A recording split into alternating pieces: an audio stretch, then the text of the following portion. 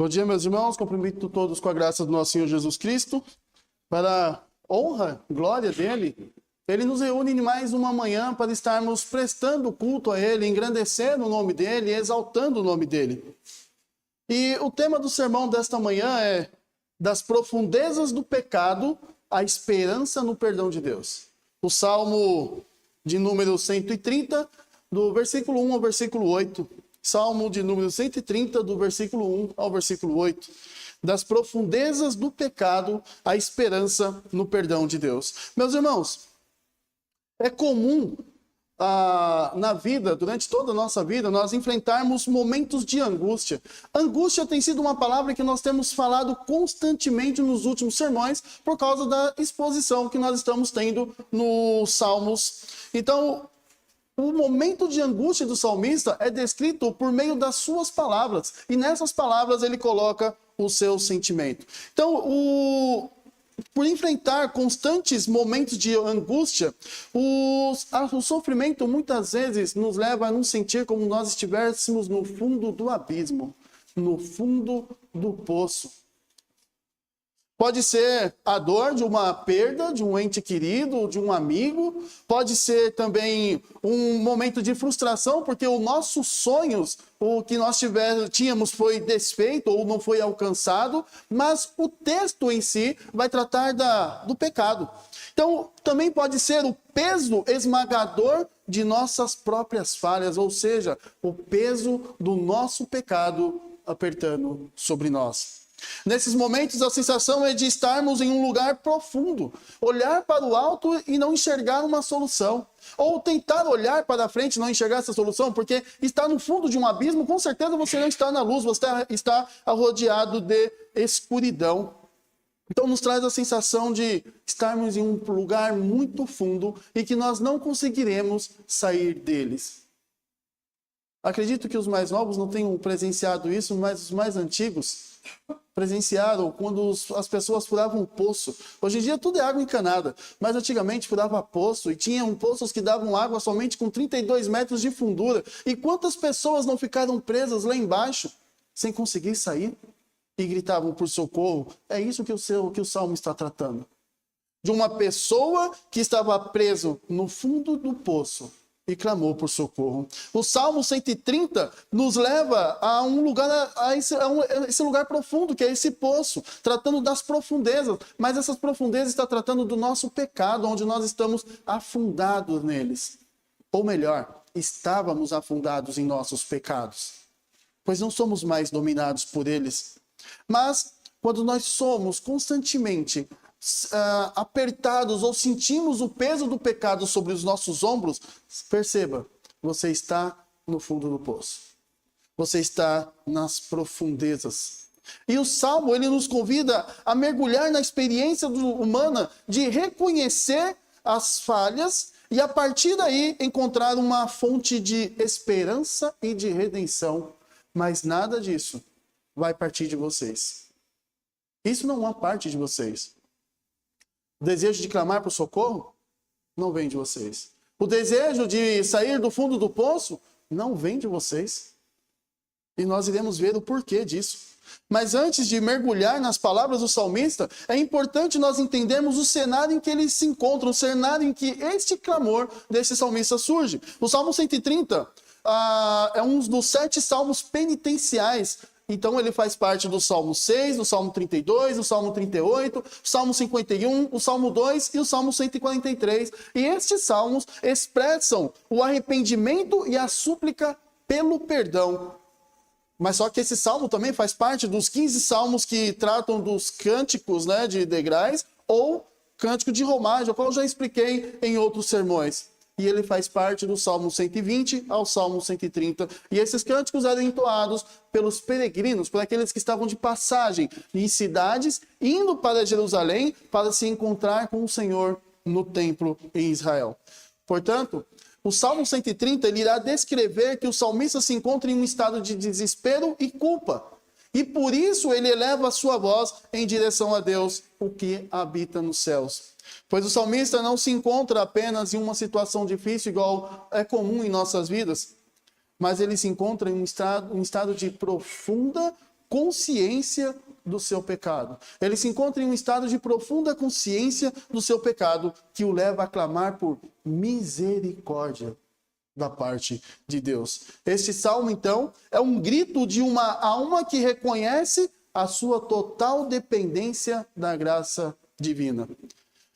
Após trazer este breve plano de fundo, ou esse contexto sobre este salmo, convido vocês a me acompanharem na leitura do salmo de número 130, do versículo 1 ao versículo 8, que diz assim: Das profundezas clamo a ti, Senhor. Escuta, Senhor, a minha voz. Estejam alertas os teus ouvidos às minhas súplicas. Se tu, Senhor, observares iniquidade, quem, Senhor, poderá escapar? Mas contigo está o perdão para que sejas temido. Aguardo o Senhor, a minha alma o aguarda. Eu espero na sua palavra. A minha alma anseia pelo Senhor, mais do que os guardas anseiam pelo romper da manhã. Mais do que os guardas anseiam pelo romper da manhã. Espere, Israel, no Senhor, pois no Senhor há misericórdia. Nele temos ampla redenção. É ele quem redime Israel de todas as suas iniquidades. Oremos. Santíssimo Deus, eterno Pai, neste momento, Senhor, a tua palavra foi lida e agora nós iremos para o momento de exposição. Com isso, Senhor, pedimos a ti que o Senhor nos auxilie por meio da inspiração do Espírito Santo, para que nós possamos compreender a tua palavra, identificar os ensinos da tua palavra para nossas vidas e assim, ó Deus, nós venhamos praticá-la. Venhamos aplicar esses ensinos em nossas vidas para que possamos ser pessoas transformadas, renovadas, pessoas temerosas, piedosas, pessoas totalmente dependentes do Senhor, deixando de lado os nossos desejos carnais, deixando de lado os desejos de reconhecimento, deixando de lado os desejos em que nós queremos, por muitas vezes, até nos tornarmos coitados diante dos outros. Tire isso de nós por meio da tua palavra, que será objetiva e direta ao nosso coração, pois ela é como uma espada de 2 gumes que penetra o mais profundo do nosso ser, separando todas as medulas para que nós possamos ser quebrados diante do Senhor. E assim, Senhor, saiamos daqui edificados com uma nova mente e com um novo entendimento sobre quem é Ti. É o que nós pedimos ao Senhor nesta manhã, em o nome de Jesus. Amém. E graças te damos. Meus irmãos, o salmo para a época do salmista, quando ele escreve esse salmo de número 138, tem um sentido que é reconhecer o seu pecado. Então o salmista ele reconhece o seu pecado e afirma que o perdão pertence ao Senhor, somente ao Senhor. O salmista passa a incentivar, logo a seguir, ele passa a incentivar Israel a confiar no Senhor, pois no Senhor há misericórdia e a redenção.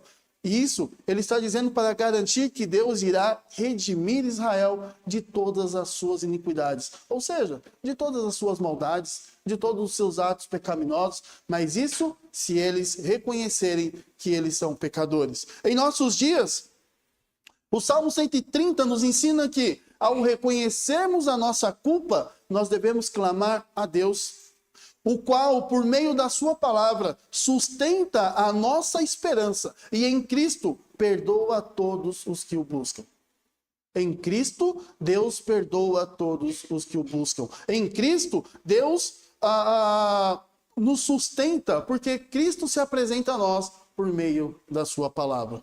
Mas antes da realidade em que mas diante dessa realidade ou da sociedade em que nós vivemos, e ao mesmo tempo nós olharmos para a promessa de perdão da parte de Deus, surge uma pergunta muito importante. Como Deus nos conduz da culpa do pecado à esperança em seu perdão? Como que pode Deus nos conduzir da culpa do nosso pecado à esperança no seu perdão? Porque nós vivemos em uma sociedade que constantemente incentiva ainda mais a pecar, incentiva ainda mais a depravação, incentiva ainda mais a imoralidade sexual, e incentiva a se conformar com as coisas que o mundo oferece, onde muitos acham normal, mas para nós não deve ser. Mas existem muitas pessoas que se dizem cristãs, que se curvam diante do que o mundo lhe oferece. São pecadores. Mas como, olhando para isso, como que Deus pode conduzir as pessoas da culpa do pecado à esperança e seu perdão. E a primeira resposta para essa pergunta, a primeira grande verdade que responde a essa pergunta, se encontra do versículo 1 até o versículo 3. E a resposta é: revelando a nossa incapacidade. Como assim, Sérgio? Por que revelando a nossa incapacidade?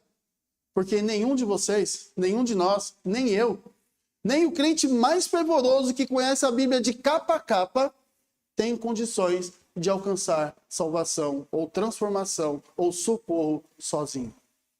Ele pode até pensar que alcança, por causa das palavras que saem da sua boca.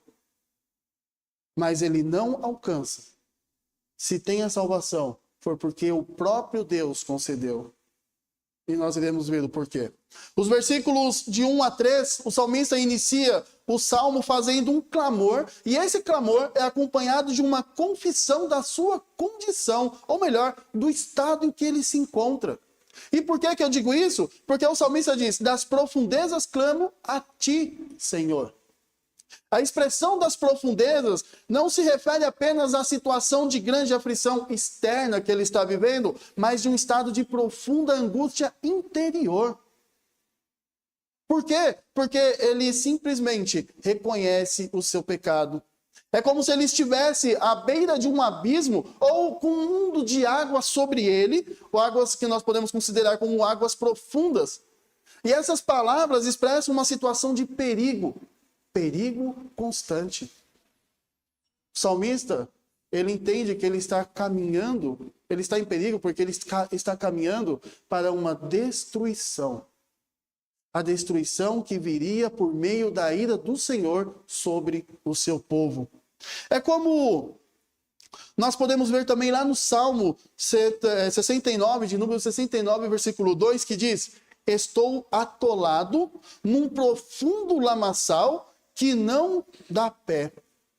Entrei em águas profundas e estou sendo arrastado pela correnteza. Ou seja, ele não tem forças. Ele não consegue sair de onde ele se encontra. Ele tem um mundo de água sobre ele, mas ele não consegue, digamos que nadar, mergulhar ou gesticular, alguma coisa para conseguir chegar à superfície. Ele está atolado num profundo lamaçal. E aqui eu trago a memória dos irmãos um mangue, onde as pessoas, os pescadores, vamos colocar assim, que agora eu não me lembro a palavra correta, mas os pescadores estão tentando pegar o seu alimento, seja siri ou caranguejo, como vocês acharem melhor, porque todos são iguais, tem aquelas perninhas, aquelas garrinhas cheias de serrinhas, mas eles estão pisando ali e muitos desses mangues, eles afundam a cintura ou até mesmo o pescoço e eles se sentem presos, não conseguem se mexer. Ou uma areia movediça, ele está preso, correndo risco de vida. E no versículo 14 desse mesmo Salmo de número 62, ele também diz: livra-me do lamaçal, para que eu não me afunde, que eu seja salvo dos que me odeiam e das profundezas das águas. O salmista, ele se encontra num estado de profunda angústia interior por causa da consciência do seu pecado, e a culpa lhe causa peso. A culpa é como se ela estivesse... Sabe quando você aperta uma bexiga e essa bexiga tenta escapar pelo meio dos dedos? Com certeza, é como se ele sentisse o coração dele sendo apertado pela culpa e ele tenta escapar de alguma forma, mas ele não consegue. Porque ele não tem forças para isso. Esse estado de clamar significa recorrer, pedir socorro. Então aqui ele está pedindo socorro a Deus. É um grito de desespero em que o salmista não tenta esconder a sua condição, mas ele expõe abertamente diante de Deus. O único que pode dar socorro. Mas sério, a Bíblia fala que nós devemos aconselhar uns aos outros, falar uns com os outros. Você deve se aconselhar. Você deve falar um com o outro. Mas muitas vezes você não vai aceitar as palavras daquela pessoa.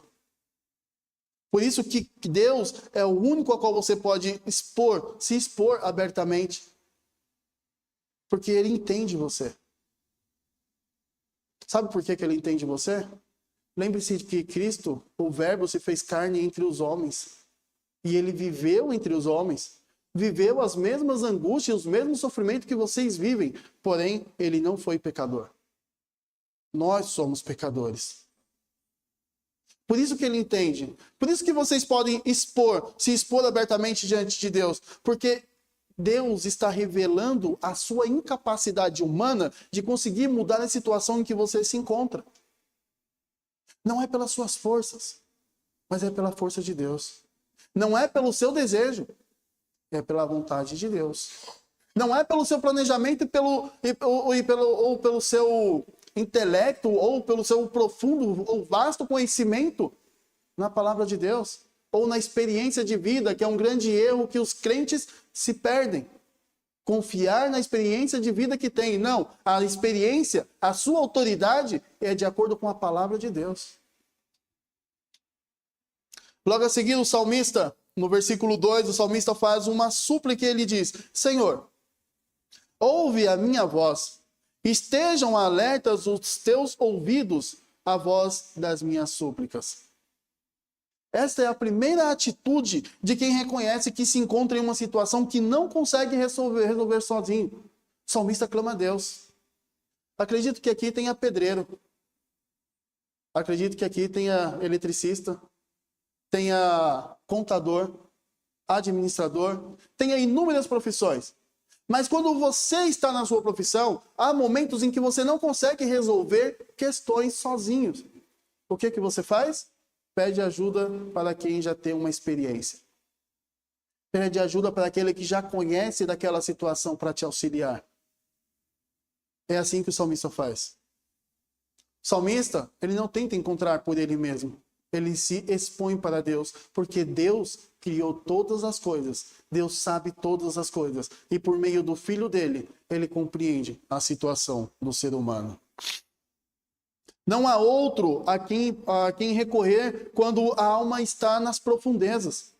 O salmista sabe que a sua única esperança reside onde ele pode encontrar a misericórdia divina, em Deus, nos céus. Por isso que ele clama, ele diz das profundezas, ele está expressando a sua total incapacidade de conseguir uma solução sozinho. E ao revelar a sua incapacidade, como nós podemos ver no versículo 3, que diz: Se tu, Senhor, observares a iniquidades, quem, Senhor, subsistirá ou quem escapará? Quando ele faz esta pergunta, é uma pergunta retórica. Porque se nós olharmos firmemente para a palavra de Deus, ninguém escapa. Se Deus prender os olhos dele somente nos seus pecados, ninguém de vocês vai escapar. Por isso que os olhos de Deus se encontram em Cristo.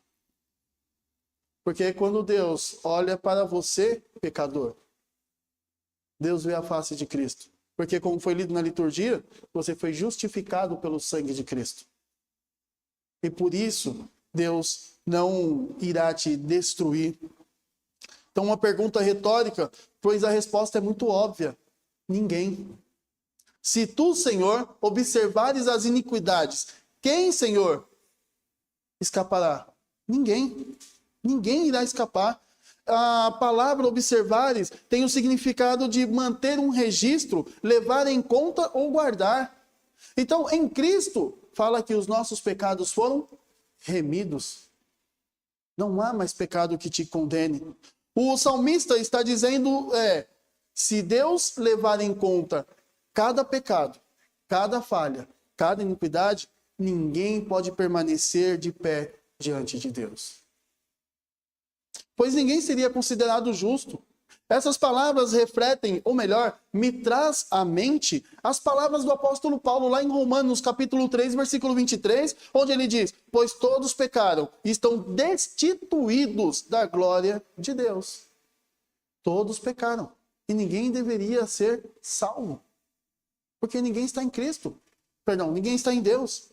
Mas por causa de Cristo, passaram a fazer parte do povo de Deus. Esses versículos tratam da total depravação humana e da impossibilidade de cada um de nós, eu e vocês, nos justificarmos por nossos próprios méritos ou pelas nossas obras. Ninguém consegue. Você pode distribuir sopa para as pessoas nesses dias frios.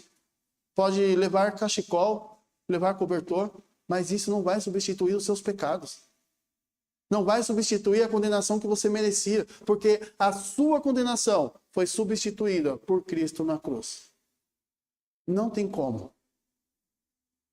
E sabe por quê? Sabe por quê? Nenhum de vocês, nenhum de nós conseguimos alcançar salvação ou uma solução para a nossa profunda tristeza. E não conseguimos encontrar solução para sairmos dessa profunda tristeza por causa da lei de Deus. Não por nós mesmos, por causa da lei de Deus. Porque a lei de Deus, em sua perfeição, revela a nossa imperfeição e ela nos condena. A lei de Deus, na sua perfeição, revela a sua imperfeição. A lei de Deus mostra quem você é. E você é um pecador. Não é porque você passou a ser cristão que você deixou de ser pecador. Você ainda é um pecador. A diferença é que você reconhece o seu pecado e clama pelo perdão de Deus. Se nós não fazermos isso, então, será que nós realmente fomos alcançados pelo Evangelho? Será que realmente vivemos de acordo com o Evangelho? É uma pergunta para refletir. Portanto, essa primeira parte do texto, do sermão, mostra o primeiro ato de Deus em nos conduzir da culpa à esperança. E é nos confrontar com a nossa própria realidade. Ele nos confronta com a nossa incapacidade. Então, para aqueles que se consideram ou acreditam que podem fazer algo para se aproximar de Deus, esqueça. Como diz o reverendo Gabriel, caia por terra. Porque não é pelos seus meios, não é pelos seus atos, não é pela sua bondade. É pela bondade e pelo amor de Deus. Ele nos mostra que, por nós sermos pecadores, não podemos nos salvar. Isso é um fato, é algo que nós temos falado constantemente, praticamente quase em todos os sermões. É algo que alguns aqui já estão até carecas de ouvir durante toda a sua vida cristã. Alguns já estão até de cabelinhos brancos, de tanto ouvir que não podemos nos salvar. Ok. Mas será que já reconheceu que você não consegue se salvar? Será que você reconheceu que é somente pelo amor de Cristo, pela obra de Cristo, o sangue derramado na cruz, que você pode ser salvo? Será que reconheceu isso? É um reconhecimento doloroso, porque muitas pessoas ainda estão presas no seu ego, naquilo que eu posso fazer, ou algo que eu posso fazer. Não. Esse é um reconhecimento doloroso, mas é essencial e é importante que ele exista, pois ele nos prepara para uma única solução verdadeira, que é caminhar com Cristo, estar em Cristo, confiar em Deus, entregar a vida para Deus. Acredito que cada um de vocês que se encontra aqui hoje foi chamado a entregar sua vida para Deus. Se ainda não conseguiu, continue orando. Eu creio que Deus irá resgatar você. Mas se você já entregou, se você realmente acredita que vive o Evangelho, que vive esse padrão de vida, então expresse. Demonstre. Não é para provar. O Célio está falando do púlpito que a gente tem que provar que somos salvos. Não. Mas é para expressar a glória de Deus por meio da sua vida para aqueles que estão ao seu redor. Para expressar a glória de Deus por meio da sua vida para aqueles que estão ao redor. É para mostrar o poder de Deus na sua vida para aqueles que estão ao seu redor. Após reconhecermos nossa total incapacidade diante da santidade de Deus, a segunda verdade que responde a esta pergunta, como Deus nos conduz da culpa do pecado à esperança no seu perdão, é revelando um perdão que produz temor. Muitas pessoas dizem, eu temo a Deus. Se temesse, não estaria barganhando. Se temesse, não estaria fazendo chacota. Se temesse, não estaria mentindo. Se temesse, já teria perdoado o seu irmão, que por algum motivo ou algum momento causou algo que te chateou e te magoou. Se temesse, iria reconhecer que você também, muitas vezes, proporcionou momentos que chateou e magoou o seu irmão. No versículo 4, o salmista faz uma declaração que contrasta diretamente com a dura realidade do versículo anterior. Ele diz, mas contigo está o perdão para que seja temido. A palavra mas aqui, ela que é a conjunção, ela que faz a ligação do contraste entre o versículo anterior e o versículo 4. Porque está mostrando que não há condenação da parte de Deus. Mas como assim, Célio? Deus não condena? Condena. Deus vai condenar aqueles que ainda não se renderam diante dele. Aqueles que não se entregaram a ele. Aqueles que não deram ouvidos à sua palavra. Mas aqueles que foram alcançados pela pregação do evangelho. E aqueles que buscam viver de acordo com a sua palavra. Esses sim têm o perdão. Porque vão reconhecer que são pecadores. São dependentes de Deus. E por isso clamam a ele por perdão todas as manhãs. E a palavra perdão indica que é um ato exclusivamente da parte de Deus, ou seja, é algo que somente Deus pode conceder.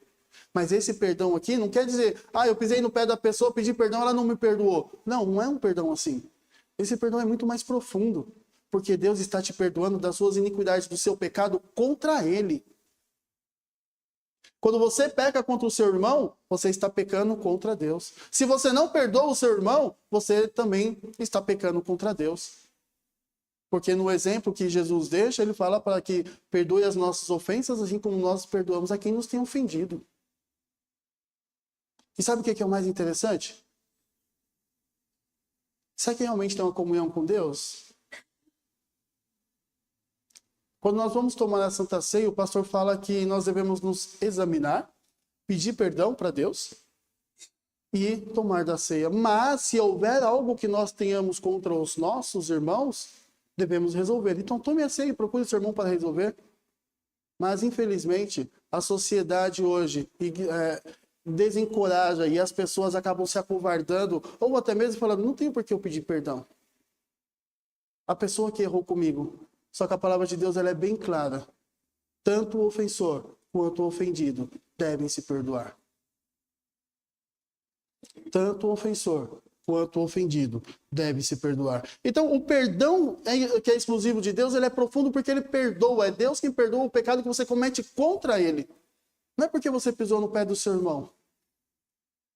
Não é algo que nós merecemos ou que nós conquistamos. Sabe por quê? Porque o perdão que vem da parte de Deus tem um propósito, para que ele seja temido. Como já disse em outros sermões, o temor que é tratado na Bíblia, em toda a Bíblia, não é um texto ou outro, mas em toda a Bíblia, o temor que é tratado ali é um temor que nós devemos ter com Deus, mas não é um temor de medo.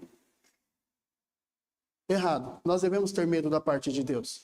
Devemos ter medo de Deus, sim. Mas não é um medo que faz você fugir da presença de Deus. Como Adão e Eva fugiram da presença de Deus quando eles pecaram e Deus chamou o nome deles no virar da tarde lá em Gênesis e eles se esconderam. Não. É um medo o medo que nós devemos ter de Deus é um medo que nos faz obedecer a Ele, porque nós já conhecemos e sabemos quem é Deus e o quanto que Ele é poderoso. Portanto, o temor tratado no texto é um temor que nasce da gratidão, porque nós não merecíamos esse perdão. Nós merecíamos a condenação. Mas Deus nos perdoa. Então, imagine, se você não tivesse o perdão de Deus, aonde você estaria agora? Ou melhor, se você não tivesse o perdão de Deus, aonde você será lançado?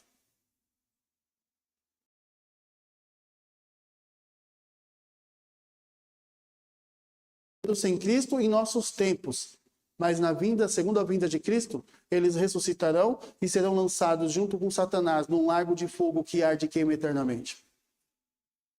Esse será o fim daqueles que ainda são desobedientes ao nosso Senhor.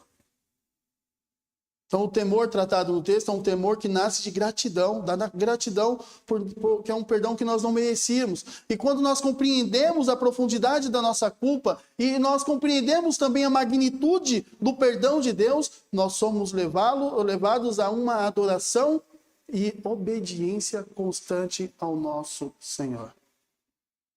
Este temor não nos afasta de Deus, pelo contrário, esse temor nos afasta do pecado. Que se nós permanecermos amando e desejando viver em pecado, nós seremos destruídos. O perdão não é por medo de punição. Não devemos reconhecer o nosso pecado e pedir perdão por medo de punição. Mas reconhecendo que o amor de Deus nos perdoou. É por causa do amor de Deus que vocês são perdoados. E é por causa do amor dele que cada um de nós somos aproximados do próprio Deus. Porque é o próprio Deus que caminha em nossa direção. Não somos nós que caminhamos em direção a Deus. João 15,16 diz: não foste vós que escolhestes a mim, mas eu vos escolhi. Não é vocês que escolhem a Deus. Não fui eu que escolhi a Deus. Foi Deus que olhou para cada um de vocês e os escolheu. E os trouxe aqui nessa manhã.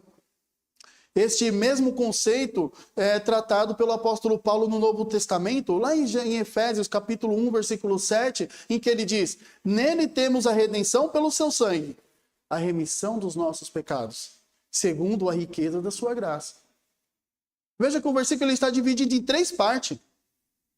Em Deus nós temos redenção. E veja que no versículo final, o salmista diz no versículo 8, é ele quem redime Israel de toda as suas iniquidades. Pelo seu sangue, ou seja, o alto preço, como foi tratado durante a liturgia, foi uma vida que foi entregue na cruz. Terceiro, a riqueza da sua graça. Ou seja, a graça é um favor imerecido que homem nenhum merecia, mas Deus a concede para aqueles que o obedecem, para aqueles a quem ele escolhe, chama e obedece. Portanto, Deus nos conduz da culpa à esperança, revelando o seu perdão gracioso para nós. Um perdão gracioso porque nós não merecíamos, mas o temos em Cristo Jesus. Esse perdão não nos isenta da nossa responsabilidade.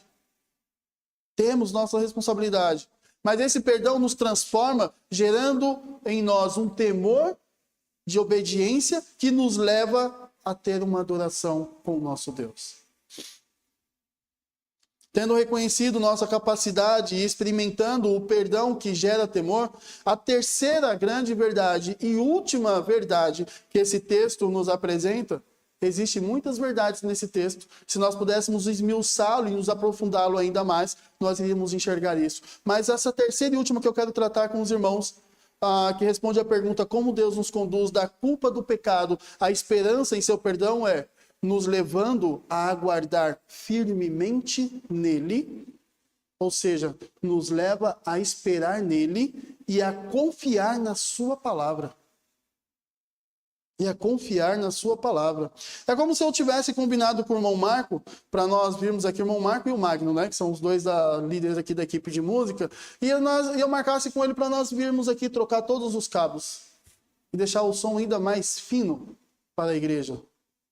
E o irmão Marco, mais o Magno, são pessoas tão ocupadas que eles vão separar um tempo para vir aqui. Eles vão falar, irmão, você vai vir mesmo? Porque, olha, eu tenho isso, isso e isso para fazer. Eu vou deixar de fazer para estar aqui. Você vai vir mesmo? Eu falo, irmão, pode confiar na minha palavra.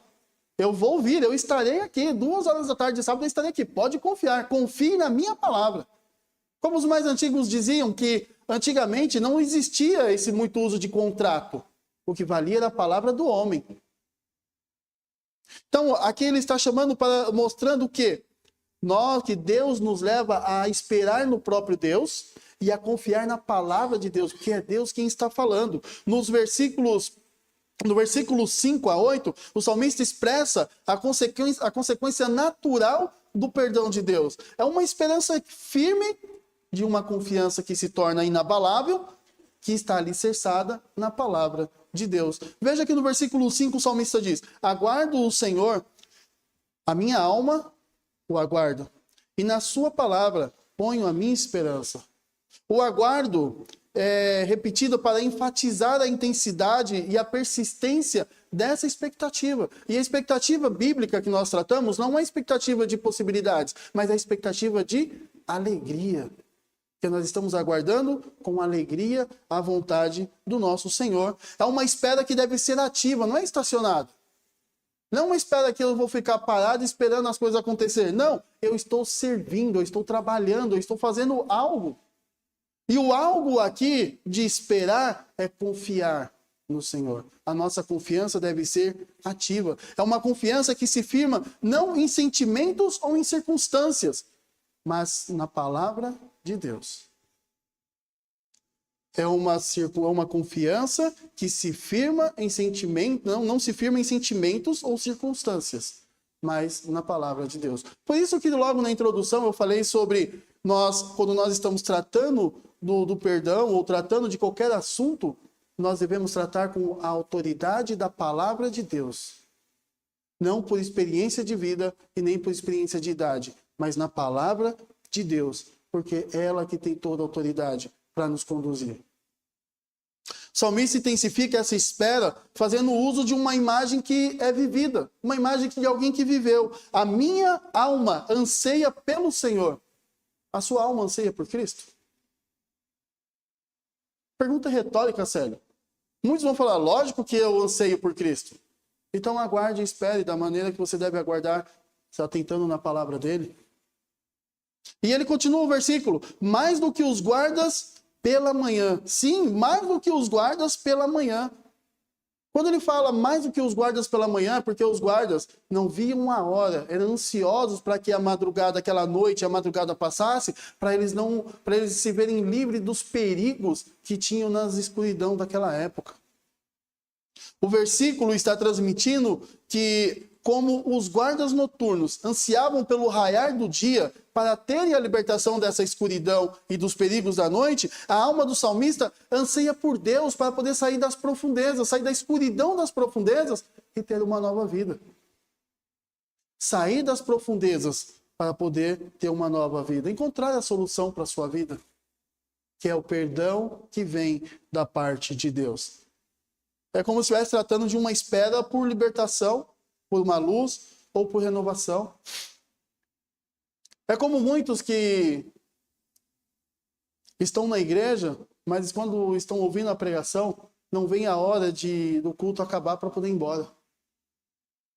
Ou como muitos que se encontram na IBD da igreja e não veem a hora dessa IBD acabar para ir embora. Sabe por quê? Porque eles enxergam o dia do Senhor como um peso. Muitos estão na igreja somente para cumprir cartão. Bater o cartão, estar presente. Mas e a fidelidade com Deus é verdadeira? Apontam os defeitos, os pecados e os erros dos outros, mas não olham para dentro de si. É como se estivesse com um dedo apontando para o pecado do outro, mas esquece que tem 3 apontando para ele. Enxergam como um peso. Isso deve ser um momento de alegria. Sabe quando as pessoas, tem muitas pessoas que deixam de ir à igreja, porque elas vão para a igreja muitas vezes esperando uma palavra que massageia eles. Hoje eu vou à igreja porque eu quero sair de lá me sentindo bem.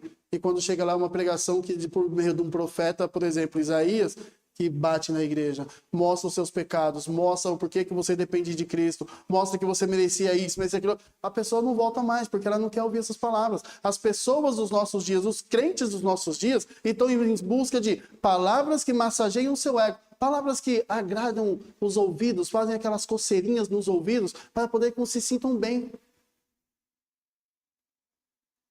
É assim que está a igreja nos dias de hoje. As igrejas dos nossos dias, inclusive essa igreja, eu não posso falar somente das outras igrejas, eu tenho que falar do contexto da nossa igreja. Inclusive, a igreja dos nossos dias, essa igreja que nós nos encontramos, estão mais preocupados com suas prioridades pessoais. Mas esquece que a nossa prioridade é Cristo. No domingo, a nossa prioridade é o Senhor. Não estão ansiando pela libertação da escuridão, para escaparem dos perigos. Não. Estão mais preocupados em agradar a si mesmo. Muitos querem os céus, mas ninguém quer morrer para estar nele. Muitos querem as bênçãos de Deus, mas não querem servir ao Deus da bênção. Muitos querem que Deus realize grandes obras, obras miraculosas, porque querem ver as grandes obras. Não se atentam aos mínimos detalhes em que Deus está trabalhando, mas as grandes obras. mas não querem viver com esse Deus. E isso ofusca a nossa esperança. Porque será que a nossa esperança realmente está em Cristo? Será que a nossa esperança realmente está em Deus? Porque essa esperança não é apenas individual. Nós, como igreja, a nossa esperança é como um povo todo. É como um grupo de pessoas que está aguardando ansiosamente, na expectativa de alegria, pela vinda de Jesus Cristo, nosso Senhor e Salvador. E por que eu digo isso? Porque o salmista, no versículo 7, ele diz: espere Israel no Senhor, pois no Senhor há misericórdia, e nele temos ampla redenção. A redenção de Deus se resumiu a isso. Para as pessoas. Para as pessoas, a redenção se resumiu a isso. Somente o culto da manhã ou no culto da noite. E esqueceram que o domingo é o dia em que nós devemos estar continuamente com nossas mentes no Senhor.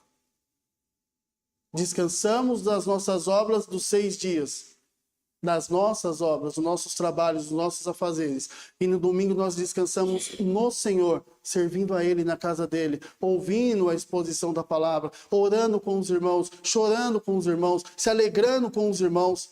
Isso mostra que nós somos um povo que alcançamos redenção da parte de Deus, e esse grupo de pessoas está vivendo essa redenção. E eu vou explicar o porquê. Porque a palavra misericórdia expressa o amor leal e inabalável e a fidelidade de Deus à sua aliança. A aliança dele para com o homem. Já a expressão ampla redenção significa que Deus não está apenas perdoando, mas redime plenamente, libertando de toda a escravidão do pecado. Mas será que nós estamos buscando essa libertação? Será que nós estamos mesmo vivendo como pessoas libertas para servir somente ao nosso Senhor no domingo? E na semana? Porque na semana temos nossos afazeres, mas também temos os nossos deveres para com o nosso Deus. E no domingo? Ou seja, Deus está perdoando constantemente os seus pecados. E como você tem retribuído isso para Deus? Não estou dizendo que você tem que fazer algo para Deus, mas estou dizendo que nós devemos viver as obras que já foram preparadas de antemão pelo próprio Deus para nós vivermos como pessoas transformadas, remidas. Estamos vivendo desta forma? Estamos perdoando uns aos outros ou estamos carregando mágoa e na Santa Ceia tomamos Santa Ceia normalmente como se nada tivesse acontecido e não tendo resolvido o problema? Passa um mês, outro mês e vai tomando Santa Ceia e não resolve o seu problema. Não, porque o meu problema eu já resolvi com Deus, mas a comunhão é em todo o corpo. Todos os domingos nós estamos aqui reunidos ouvindo a palavra de Deus, para que no domingo de Santa Ceia nós estejamos aqui todos reunidos para ceiar com o nosso Senhor. Será que nós estamos vivendo essa ampla redenção da parte de Deus? E o salmista termina expressando a certeza da ação divina, pois no versículo 8 ele diz: é Ele quem redime Israel de todas as suas iniquidades.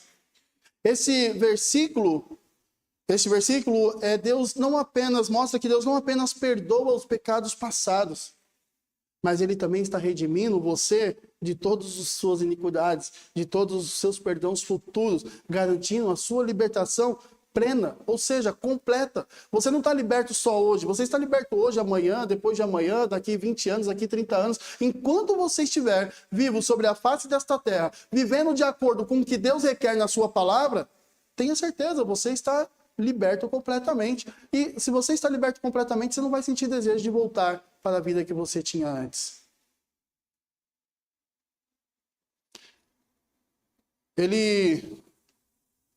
A nossa ação deve ser a esperança, na verdade. A esperança do crente deve ser entender como a redenção total e a restauração plena de Cristo em sua vida. Essa deve ser o nosso ato de reconhecimento aqui. Reconhecer que a redenção total de Deus é a restauração plena em Cristo. Pois lá em 1 João, capítulo 1, versículo 1, 1 João, capítulo 1, versículo 9, diz: se confessarmos os nossos pecados, Ele é fiel e justo para nos perdoar os pecados e nos purificar de toda a injustiça. Em outras palavras, a palavra de Deus é a base da nossa esperança. Se você espera pelo perdão de Deus, então confesse os seus pecados a Ele. Se você espera pelo perdão de Deus, então viva tendo a firmeza e a esperança, confiando na palavra de Deus e não nos seus meios ou nos meios que outras pessoas ensinam. Coloca um copo de água em cima do rádio na estação AM, às 9 horas da manhã, para pegar a oração do Pai Nosso e tomar aquela água que você vai ser liberto. Não é simplesmente falar, eu fiz a minha parte, já foi domingo e acabou. Não. É muito mais do que isso. Viver com Deus e receber esse perdão é confessar os nossos pecados. Não é terceirizar por outros métodos. Não é andar com um tatuazinho do rosa e vermelho no bolso e dizer que aquilo ali vai expressar que você está perdoado. Não. É se atentar à palavra de Deus e o que Ele requer de nós por meio dela.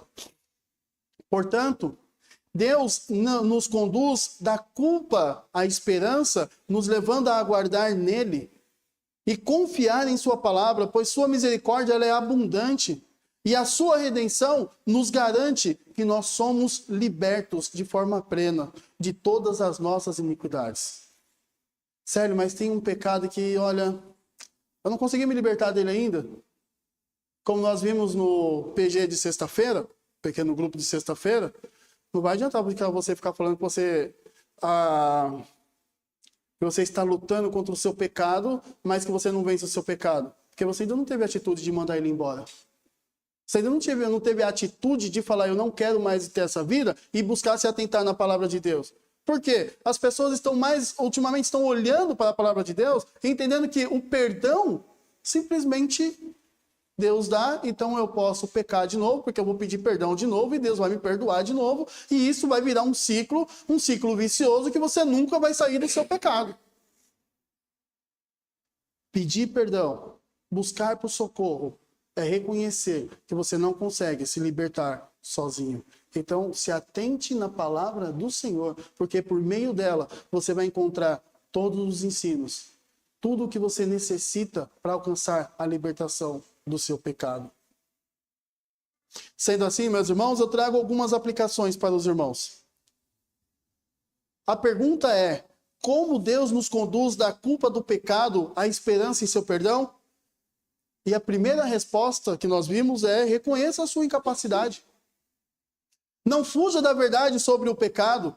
Abrace a realidade de que por si mesmo você não pode se justificar diante de Deus, pois quando reconhecemos nossas falhas, a graça de Deus se torna ainda mais evidente, mais visível e passa a ser mais preciosa. Lembre-se das palavras de Jesus lá em Mateus capítulo 5, versículo 3, que diz, bem-aventurados os pobres de espírito, porque deles é o reino dos céus. Ou seja, reconheça quem você é diante de Deus, pois a pobreza em espírito é o reconhecimento da sua total dependência de Deus. Você não confia nas suas artimanhas, nas suas habilidades para poder se achegar a Deus. Segundo, reconheça que o perdão de Deus produz temor, ou seja, não banalize o perdão de Deus. Entenda o que ele é um dom imerecido, que foi conquistado não por você, mas pelo sangue de Cristo na cruz. Então não banalize.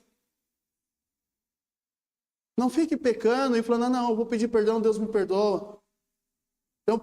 Deus me perdoa hoje, vou ficar uma semana sem pecar, aí daqui a pouco eu peco de novo, Deus vai me perdoar de novo.